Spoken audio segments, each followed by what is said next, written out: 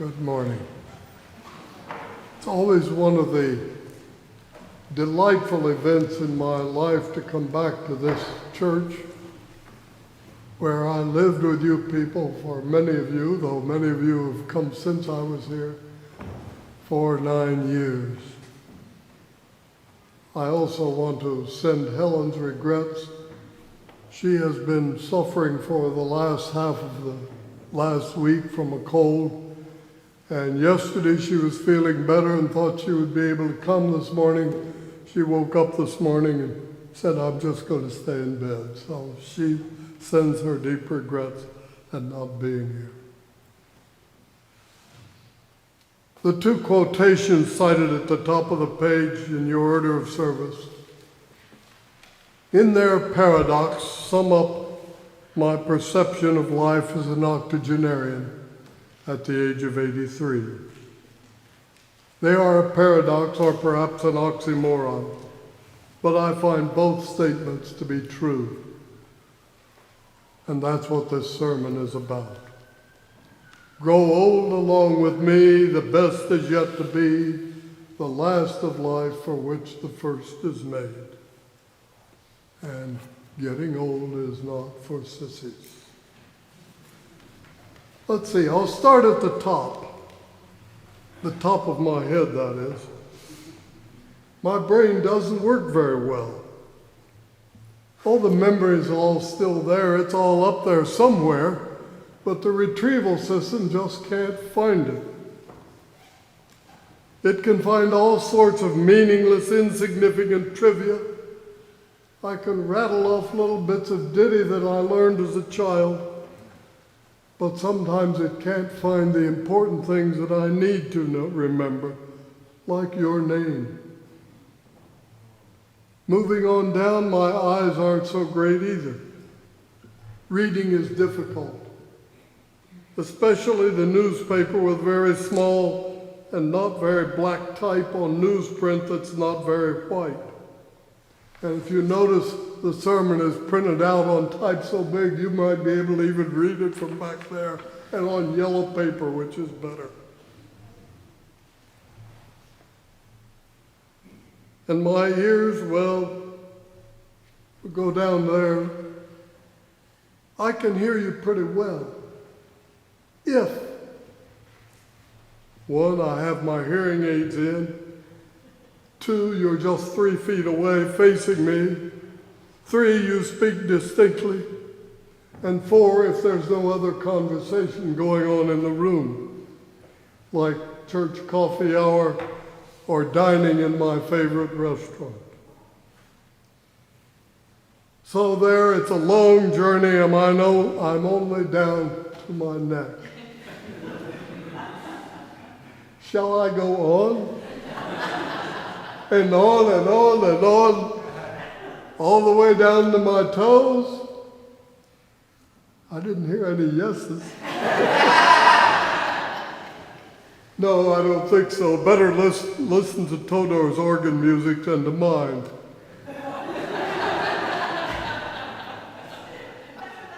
But I see and I feel the paradox when in the morning I do my workout. And the hardest exercise is getting down on the floor to do it and getting back off the floor when I'm finished. And when I get down to tie my shoes, the thought goes through my mind, is there anything else I need to be doing while I'm down here? Yet for all this, and for my pessimism about the state of the world, because I do have serious doubts about whether this human race of ours will survive its self-destructive behavior or will, like the dinosaurs, become extinct superpowers. Yet I find it an exciting time to be alive. The paradox that I feel is like an octogenarian Candide. That play is going on, I believe, is the Leonard Bernstein musical.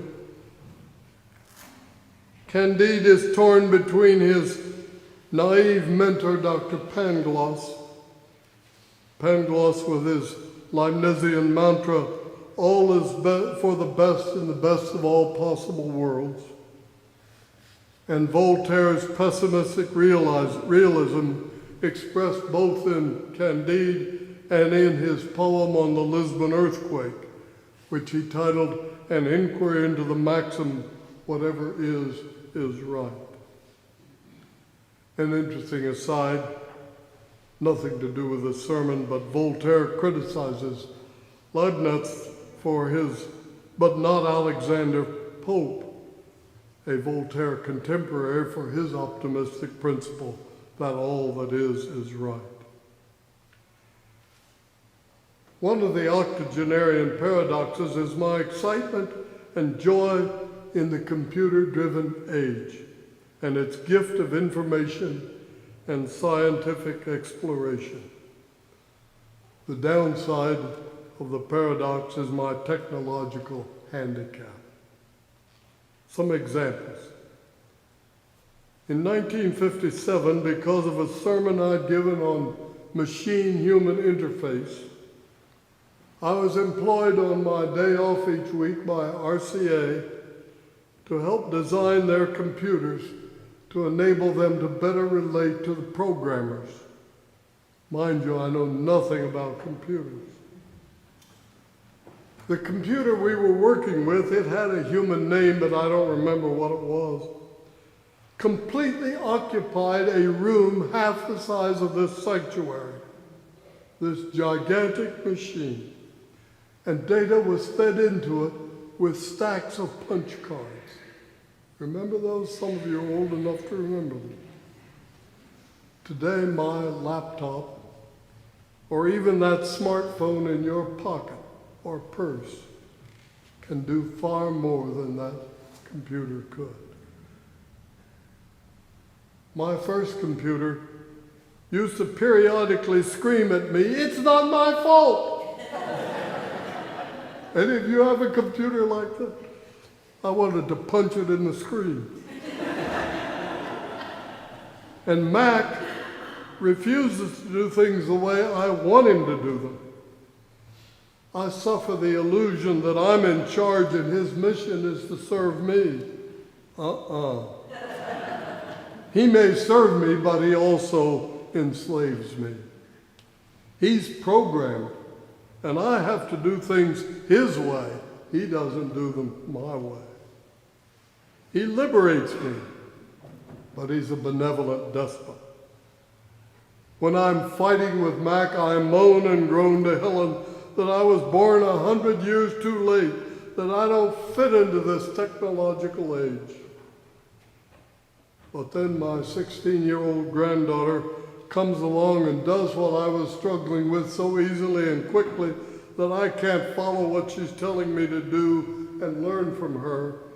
And I think then I was born 100 years too soon.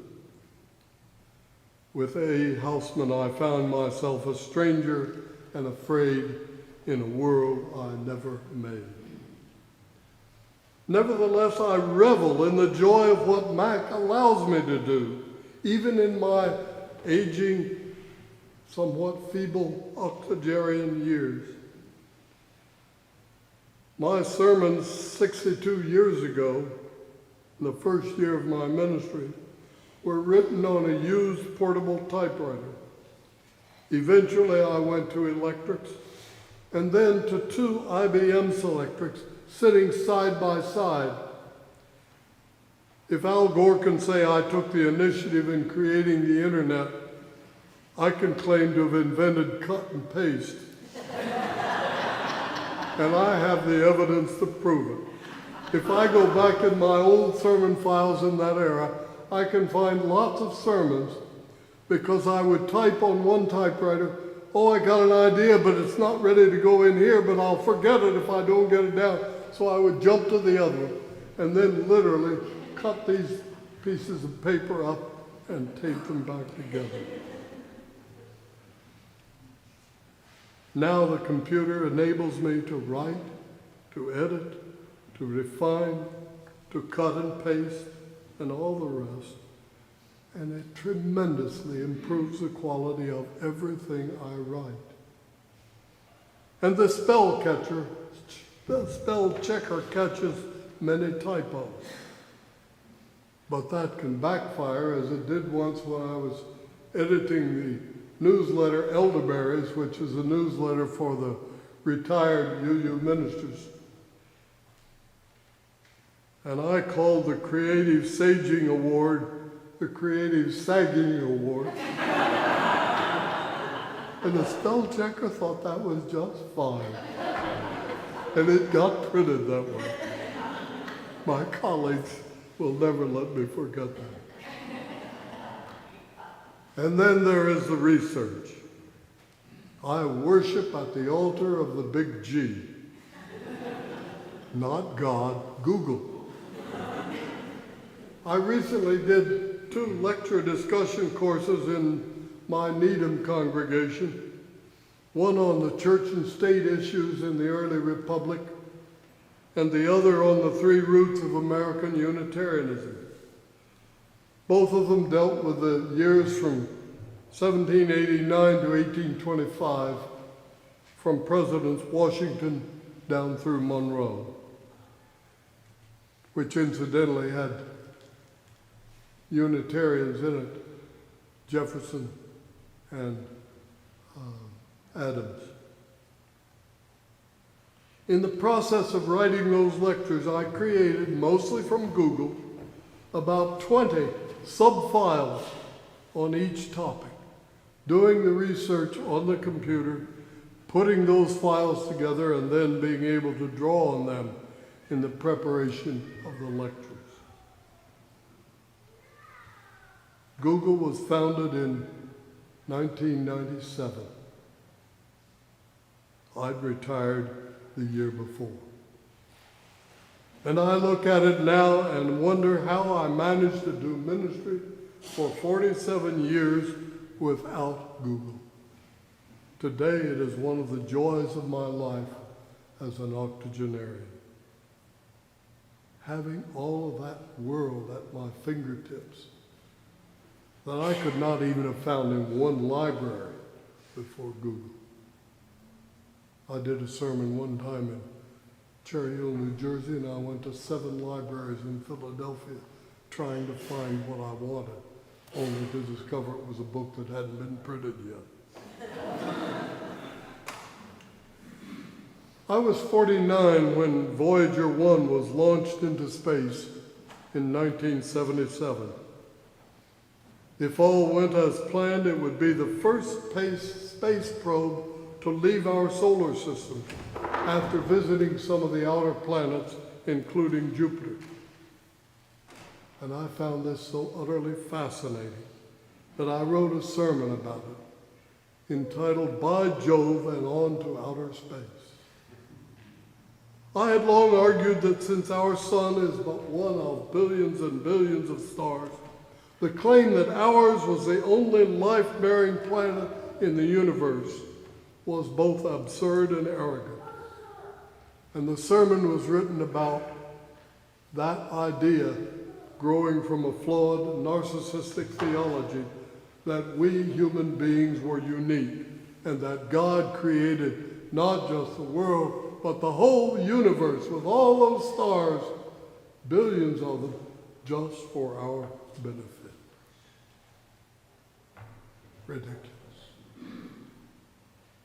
Now, 34 years and, yes, exactly 34 years and 27 days since the launch of Voyager 1, I'm no longer 49, but an octogenarian. And I may, if I stick around a couple of more years, have the joy of being here when Voyager 1 will leave the solar system around 2014. Just the thought of it gives me goosebumps.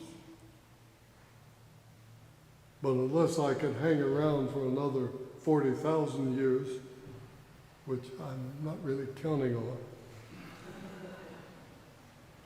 that'll be the point at which Voyager, if it lasts, will come within 1.6 light years of the first star that it will encounter.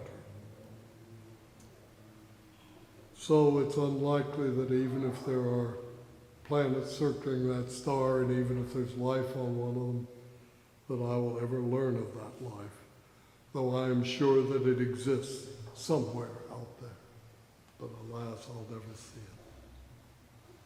it.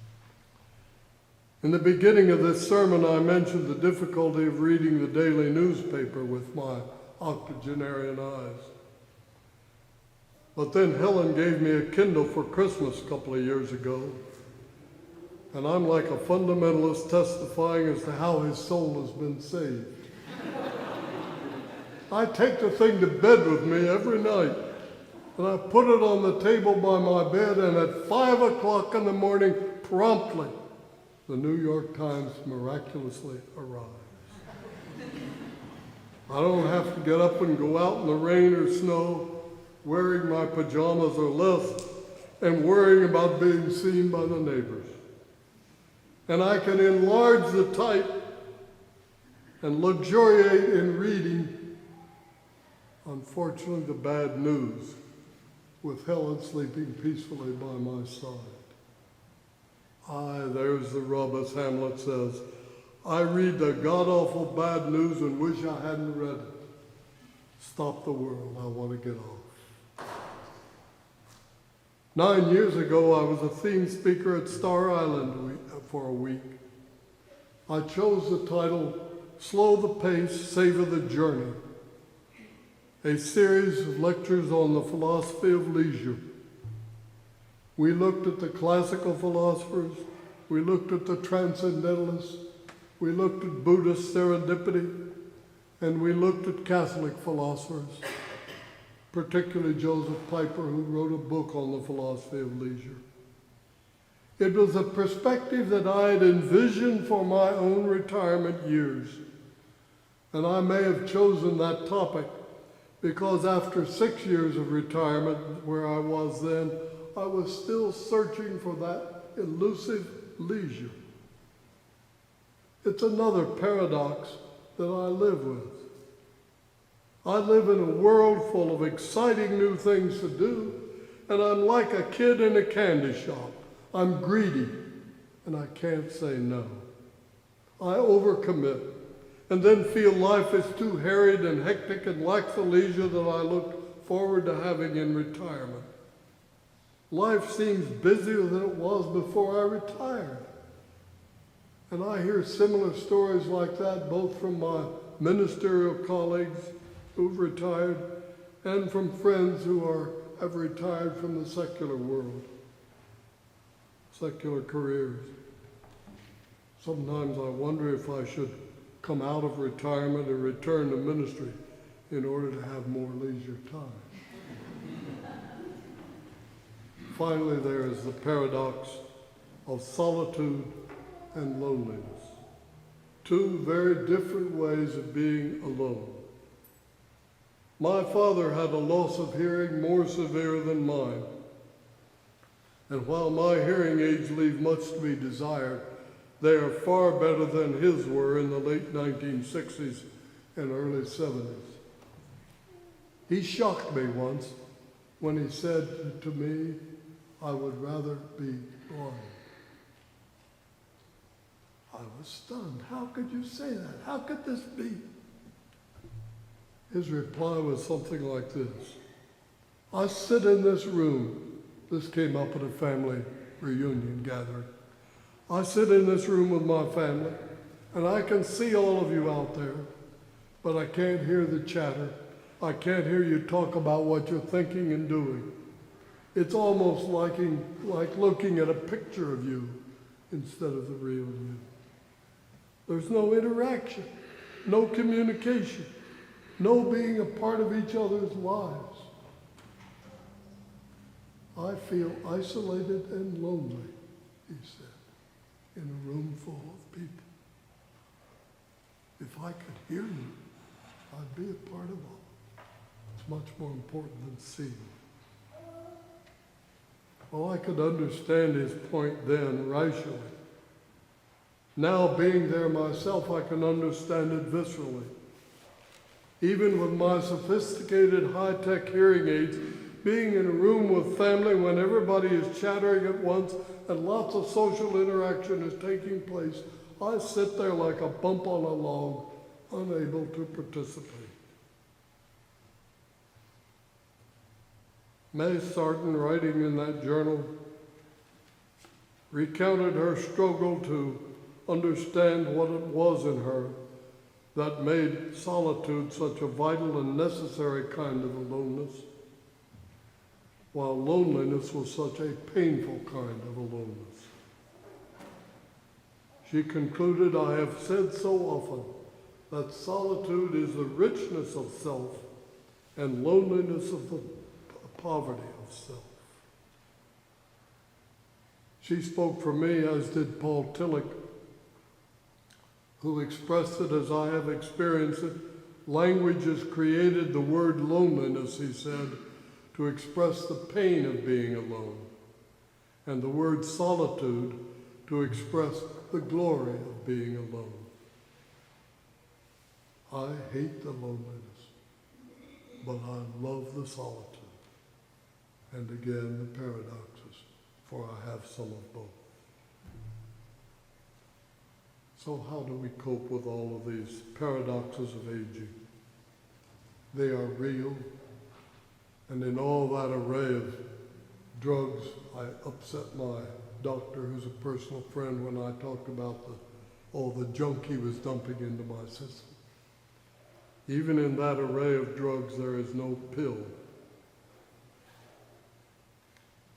to make the paradoxes of aging go away. Ella Wheeler Wilcox spoke for me 128 years ago in a poem appropriately entitled Solitude. She began with the lines that are familiar to all of you. Laugh, and the world laughs with you. Weep, and you weep alone. And therein I find the wholeness rather than the fragmentation. Find the solitude and not the loneliness in the paradoxes that make up my life as an octogenarian. Joy and sorrow, love and pain, life and death. These are the fabric of human existence. Like the yang and the yin of ancient Chinese philosophy, or the conflict of a Greek tragedy, the tensions of these forces confront us with the paradox of life itself, doubled in spades in our later years. But it's better to laugh at them than to cry